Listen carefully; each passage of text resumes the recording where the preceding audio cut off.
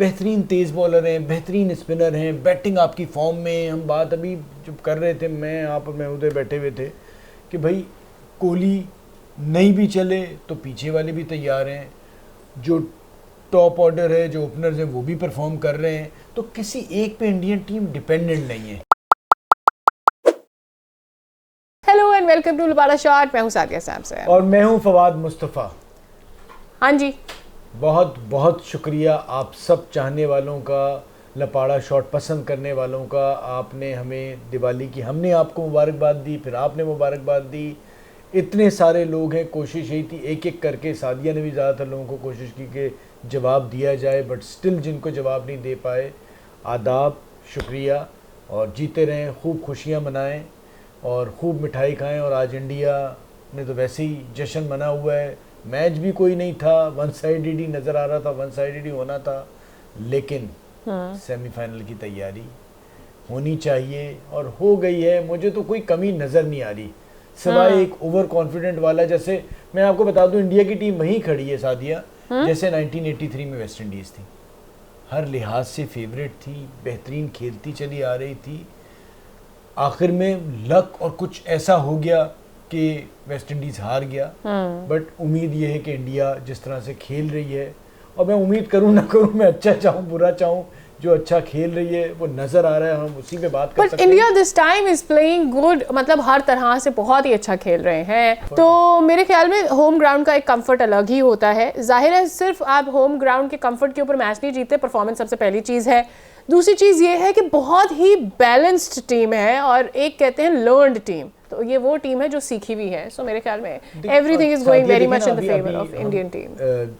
Match जब देख रहे थे उस वक्त भी हम यही बात कर रहे थे कि कहाँ पकड़ेंगे, मतलब आज शुभमन वो कोहली, मतलब हर बंदा बॉलिंग कर रहा है, मतलब शुगर लगा रहे हैं सही मायनों में कि आखिरी नंबर की टीम और पहले नंबर की टीम का फर्क नजर आ रहा है। सूर्य कुमार यादव भी गेंदें कर रहे हैं, चलो यार सबसे करा लो, तो ये कॉन्फिडेंस लेवल है। और दूसरा ये कि साथ ही आप जैसे पकड़ने की बात करें ना, बेहतरीन तेज़ बॉलर हैं, बेहतरीन स्पिनर हैं, बैटिंग आपकी फॉर्म में। हम बात अभी जब कर रहे थे, मैं आप और महोदय बैठे हुए थे कि भाई कोहली नहीं भी चले तो पीछे वाले भी तैयार हैं, जो टॉप ऑर्डर है, जो ओपनर्स हैं वो भी परफॉर्म कर रहे हैं, तो किसी एक पे इंडियन टीम डिपेंडेंट नहीं है। उसकी वजह ये होती है कि जो आपको ग्राउंड के अंदर मेहनत नज़र आ रही होती है ना, एक्चुअल मेहनत तो उसके पीछे की हुई होती है, जो ग्राउंड में नहीं हुई होती मेहनत।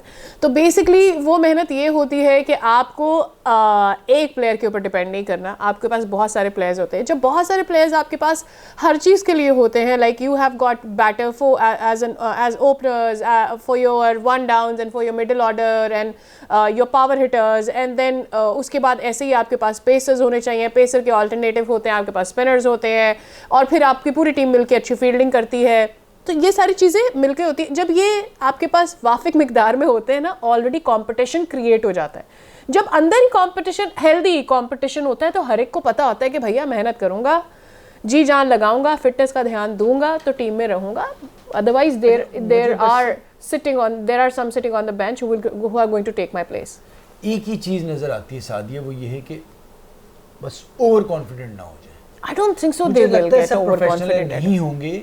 प्लस वो जो उनका कप्तान है ना विलियमसन, बहुत तेज खिलाड़ी है, बहुत शार्प और बहुत इंटेलिजेंट है, तो वो भरपूर तैयारी के साथ आएगा। न्यूजीलैंड अक्सर आपको ना बड़ी एक कमजोर सा लग रहा होता है, कोई बड़ी ऐसे अंडरडॉग टाइप ऑफ, लेकिन वो टीम ना वो उस तरह से आप पे हमला करते हैं ना कि आपको अंदाजा नहीं होता। पिछले कई सालों से शानदार क्रिकेट खेल रहा है, नो डाउट इंडिया फेवरेट है, शानदार क्रिकेट खेल रहा है, प्लेयर्स भी उनके सारे फिट हैं, आराम से उनकी पूरी तैयारी है। हार्दिक पांड्या का जो उन्हें झटका लगा था वो भी कवर हो गया है।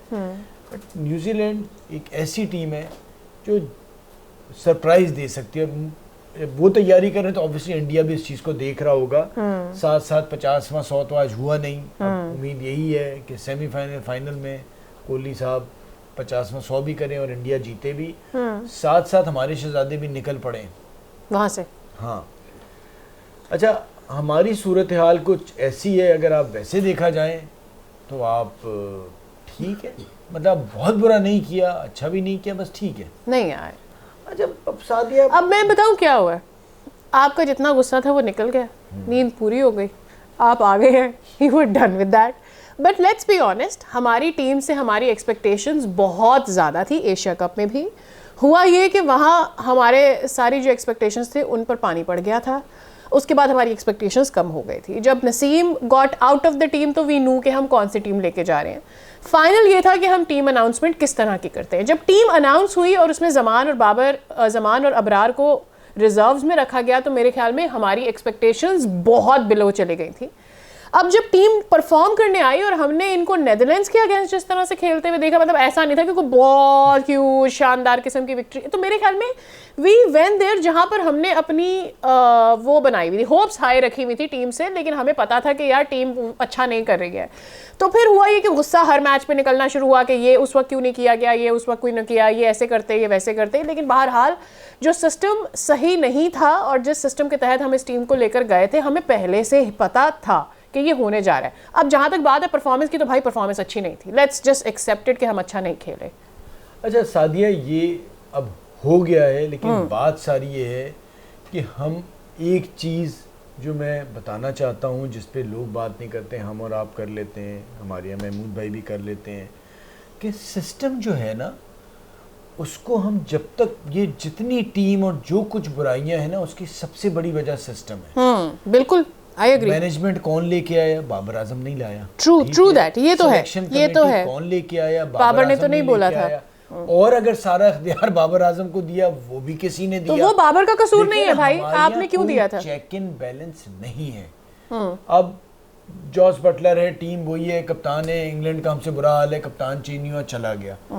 अच्छा, मैं कल बात की थी, गुस्से में भी हो जाती है कि जी कप्तानी छोड़ दे। उसकी वजह मेरी ये थी कि देखिए, आपका जब फोकस बढ़ेगा ना तो आप और ज़्यादा बेहतर परफॉर्म करोगे। और कप्तानी आपने देख ली आप किस तरह से कर रहे थे। अच्छा, उसका कतई मतलब ये नहीं कि आंखें बंद करके आप एक आदमी जो ऑलरेडी कप्तान है उससे बुरा कप्तान ले आए। मतलब आप जब कप्तान चेंज करते हैं ना, तो सारे कप्तान जब चेंज करते हैं ना, तो एक तो उसका रीज़न होना चाहिए और अगला बंदा जो आए ना उसका ये देखना चाहिए कि उसमें कप्तान का कितना दमखम है, क्योंकि कप्तानी बहुत इंपॉर्टेंट चीज है क्रिकेट। ठीक, देखिए उस वक्त तक तो बाबर के पास कप्तानी रहनी चाहिए जब तक कि आपके पास दूसरा बंदा नहीं। माशाल्लाह, आप तो एक और चीज आपको मैंने आपसे शेयर भी की थी, नवंबर तक तो कोई वनडे ही नहीं है आपका। बिल्कुल नहीं। चैंपियंस ट्रॉफी से पहले 9 वनडे खेलेंगे, आप फिर चैंपियंस ट्रॉफी में जाएंगे। अच्छा, और 9 वनडे के बेसिस पे उसमें जिम्बाब्वे से भी खेलेंगे, फिर आप कहेंगे चैंपियंस ट्रॉफी की तैयारी। करेक्ट, ये आपकी अप्रोच है, ये क्रिकेट बोर्ड की, ये क्रिकेट बोर्ड की अप्रोच। अब दो बातें देखिए, एक तो ये कि खबरें ये आ रही है कि बाबर आजम, अब जब तक वो खुद नहीं अनाउंस कर देता, लेकिन खबरें ये आ रही हैं, बोल इसलिए रही है कि हमें पता चलेगा कि सच है या नहीं है। खबर ये आ रही है कि बाबर आजम ये कह रहे हैं कि भाई जब तक कि मुझे खुद नहीं हटाया जाता मैं कप्तानी नहीं छोड़ूंगा। अब पता नहीं इसमें कितनी सदाकत है, लेकिन आगे आएंगे ना तो शो कर रहे हैं ना हम, तो आगे आगे पता चल जाएगा कि ऐसा था या नहीं था। दूसरी चीज़ जो आपने बात की ना भाई, हम वनडे, हमारा मसला ये है कि हम कोई प्लानिंग नहीं है हमारी कि हमने किस सीरीज़ के बाद कौन सी सीरीज़ रखनी है, क्या खेलना है क्या नहीं खेलना। फिर अपने प्लेयर्स को आप थकाएं, गठड़ी भर के उनको मैचेस दें और उनके ऊपर लाद दें, फिर आप उन्हें थकाएं खिलाएं, क्योंकि हमारे यहाँ तो मसला है ही नहीं ना। हमारे यहाँ तो हर टीम में हर प्लेयर तकरीबन सेम ही आपको इधर उधर नजर आ रहे होते हैं, फिर वो प्लेयर्स थक जाते हैं। हमारी T20 की टीम अलग ऑलमोस्ट नहीं है, हमारी वनडे की टीम ऑलमोस्ट अलग नहीं है, एक ही बंदा तीनों टीम को कैप्टन कर रहा है। तो अगर आप वो वाली जो मैंने बाबर वाली कप्तानी वाली बात की, अगर आप कप्तान फिर भी अलग अलग नहीं करते, फिर खिलाएंगे, फिर वो ये सीन होगा when one person is playing all the matches, वो हर एक में रन बनाएगा, उसकी रेटिंग फिर बेटर हो जाएगी, फिर हम कहने लगेंगे जी बाबर आजम की रेटिंग तो बहुत अच्छी है, बाबर आजम। बट बात ये है कि आप चीज़ों को अलग अलग करें ताकि हर इंडिविजुअल की परफॉर्मेंस के बारे में उसका जायजा मिले कि T20 में कौन अच्छा कर रहा है, आपका वनडे में कौन कर रहा है, सो ऑन। दूसरी चीज़ ये है, एक जो बहुत बड़ा मसला आ रहा है ना, वो है जो हम शायद भूल जाते कहना हम सबको होते हैं, वो ये है ट्रांसपेरेंसी। हम किस तरह से प्लेयर को लेकर आते हैं और उसकी जगह किस तरह से टीम में पक्की होती है। पाकिस्तानी टीम में वो ट्रांसपेरेंसी नहीं है और उसको हम मानते भी नहीं हैं। और मेरे ख्याल में ये एक बहुत बड़ी वजह है कि हमारी टीम जब असल में बड़ी टीमों के खिलाफ खेल रही होती है, प्लेयर्स एक्सपोज हो जाते हैं और हम हार जाते हैं, बहुत सारों के दिल टूट जाते हैं। इसी के साथ आज का शो ख़त्म करते हैं, फिर कल बात होगी।